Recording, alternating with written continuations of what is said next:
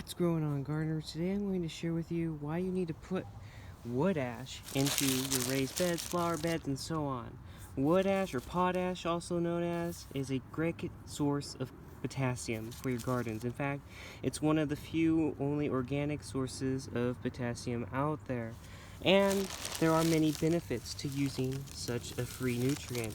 Or if you have a friend that has a wood stove, then by all means go ahead and ask them for the ashes, and then all you have to do is just sprinkle them onto your bed like so. Just do a light layer,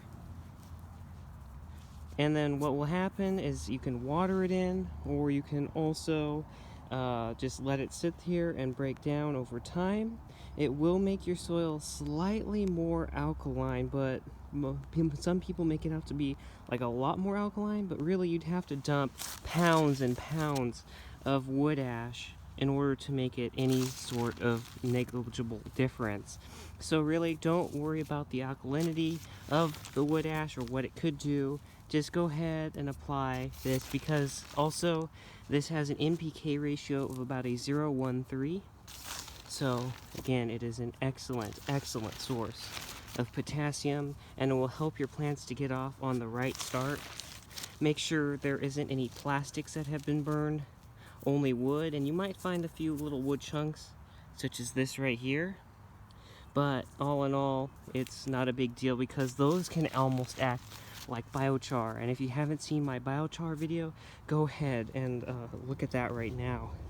But all in all, another free resource. I like to share these budget gardening tips and tricks with you guys, because free is some of the best things that you can do. So wood ash, and you can also make your own free fertilizers, such as putting weeds in a bucket of water, and there's other suggestions that you can do on a budget.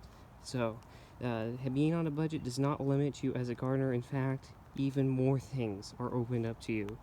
And all you have to do to keep in mind is you want to add a little bit of blood meal or bone meal at the time of planting, so that your raised bed garden can get off on the best of starts.